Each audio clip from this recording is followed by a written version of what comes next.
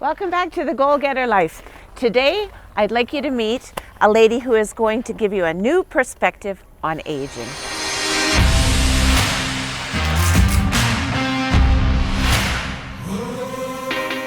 There she is. Hi, Joy. How are you? Good to see you. This is Joy Brown. Wait till you find out about her. Oh my God. Let's go, Joy! Come on, don't stop! Hi, my name is Joy Brown. I'm 72 years old. I'm a power lifter and writer. Well, I bought into society's story about how you're supposed to age, and I thought you'd just get weaker and weaker and eventually be put into a home. So when my grandson went off to fire school, I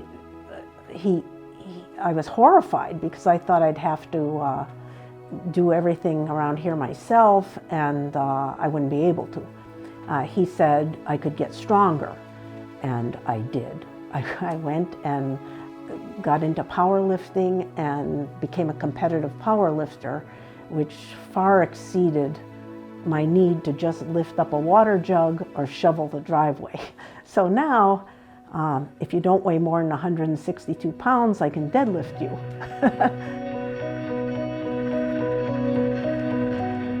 I've come to realize and feel that I need to tell people that the message society has given us is wrong. We don't have to just get older and weaker. That's a mistaken notion. I'm stronger now than I was when I was 20. It doesn't have to be weightlifting. You could do other fitness things, but that's not entirely true because resistance training is like critical to your bone mass and your joints and your general body strength. One amazing thing about weightlifting is that it builds your natural growth hormones. It stimulates your natural growth hormones. So you sleep more, and that's when growth hormones are produced. And then when you wake up, you have this enormous amount of energy.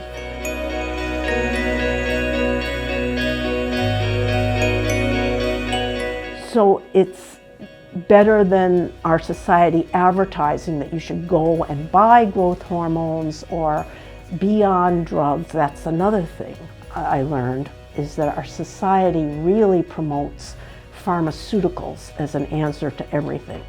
Our society has told us that we cannot tolerate any kind of pain.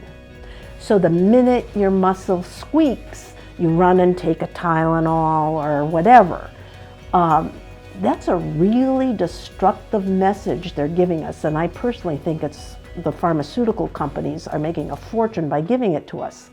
So in the meantime, by getting into a community of people who are involved in building their own strength, you come to understand pain in a different way. It's a threshold to becoming better, to becoming stronger, to achieving goals. So you go into it like a warrior instead of like a squeamish old woman. Like you go in and you bite the bullet and you do it, and you come out with a fantastic attitude and muscles.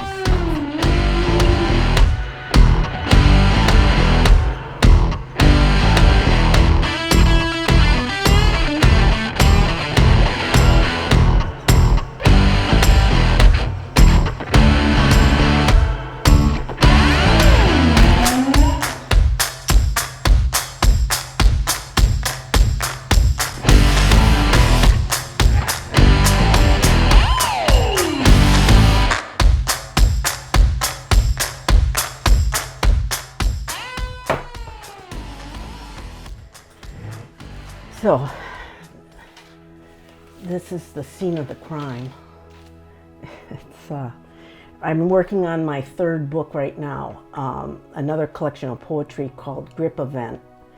And this is the second book that's based on my sport. I write everything on paper first, and then I put it on the computer to edit, and then finally store. So it's like a 3-phase process. This morning I was writing about the similarity between the Plains Indians and the strongmen, and the fact that the Plains Indians used a handprint to channel strength, and on their faces or on their bodies before they went into a battle. And strongmen, if you watch them, they have to chalk up their hands before they lift. So they're usually covered with, you know, a white chalk print on their ass or their chest or wherever they happen to touch. So there's a very, very strong connection between handprints on your body and channeling strength. So today's poem was White Handprint. I get up really early, like around 5 o'clock. I'm a farm girl, and it's never changed. Like, I cannot get my biological clock changed. So I get up at 5. I come down, I feed the dogs, put the dogs out, come back in, empty the dishwasher, go back upstairs with a cup of coffee, watch the news, come back down showered by 6:30, and then I start writing. The first time I found out, well, I was in the shower and I thought, oh my God, I have breast cancer. And then I felt across my whole chest, and it was symmetrical. And it went down under my arms, the hard went down under my arms. And then I realized I had pecs. I couldn't believe it. I just threw open the shower curtain and came out of there like a gladiator. So it makes you think about your body completely differently. It makes you understand that pain is growth, and it's not something to run terrified from. I realized this one day when I was sitting with a bunch of kids. We were having lunch, and they were all 20, 30 years old. And one girl was mentioning, oh, you know, like my hip really hurts because I did whatever, squats or something today. And I looked at her, I couldn't believe it. I said, your hip hurts? She says, oh yeah. Oh, and everybody said, oh yeah, you know, they always hurt after squat. And I thought, oh my God, I thought it was because I was just old. So we have to be careful of words. We have to be careful of vocabulary as we age. Like there's trigger words that we've been trained to snap around to and say, oh, it's because we're old. Oh, we ache, we creak. When you get up, you moan or groan. You don't have to do that. It's okay. Like those characteristics of being old were trained into us. We don't have to accept them. I no longer buy into society's definition of female beauty. To me, female beauty is strength.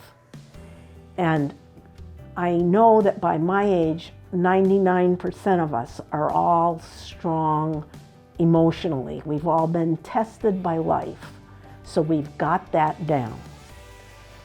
But 99% of us were not encouraged to build our muscles, to become strong, to feel really strong.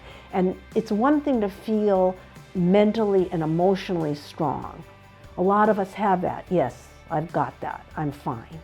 But to actually be able to feel your physical strength, you know, to touch your muscles, to know that you could pick somebody up and carry them if you had to, no problem, is unbelievable.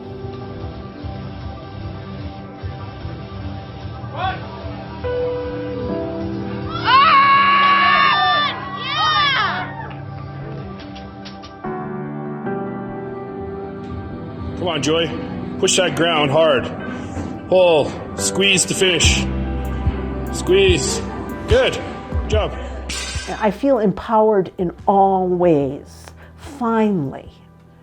You know, I didn't even know I could feel like this. I did not know. No one told me. I was telling my coach when I went to school, girls weren't allowed to wear long pants. we only could wear dresses, and we'd have to wear snow pants over our dresses when it was really cold.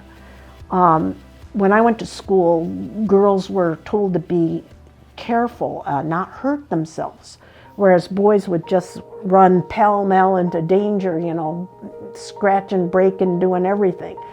I have to undo 70-something years of conditioning to get to where I am.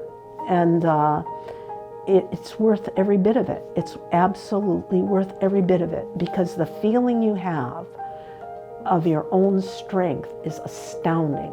And you'll never know it as a woman until you start. And all you need to do is start. It took me a couple weeks to get to a point where I could actually go to a gym. And you can start in your home. If you don't have 2-pound weights, use soup cans and just do different kinds of presses. You can go on Google and find out how to do overhead presses, flies, things like that. And just do them until it becomes so easy you can do a dozen at a time, and then you up the weights. Big pull.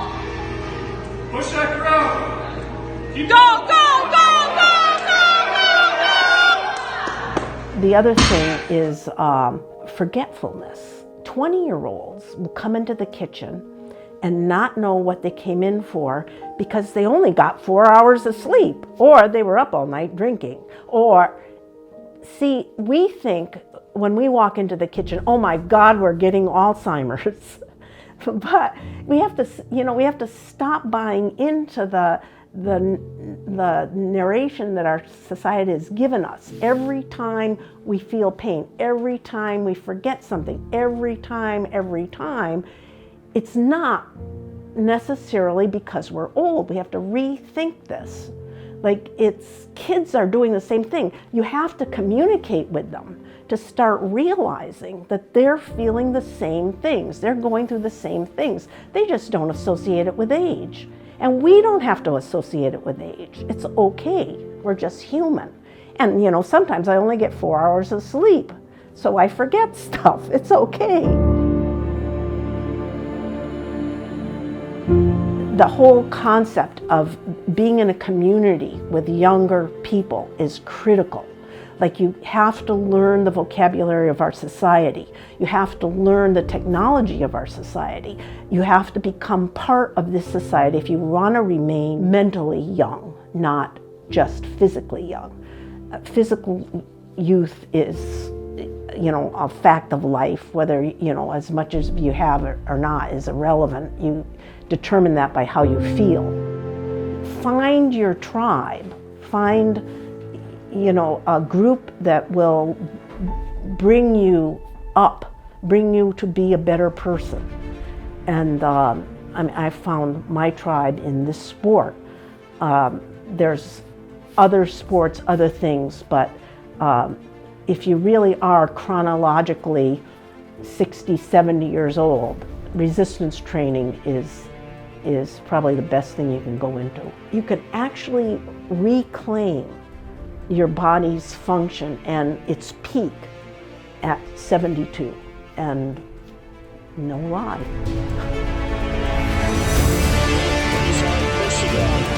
Squeeze hard. Good. Breathe, release, push. Oh, squeeze. Good. Again. Let's go. Big breath in. Push the ground. Good. Awesome. Again. Big breath. Push that ground. Squeeze hard. Good job. Good.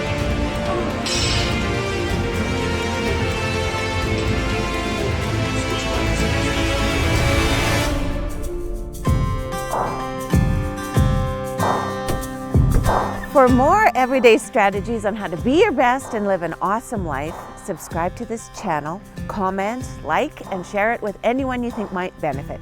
I'm Cindy Knorr, and until next time, the best in me recognizes and honors the very best in you.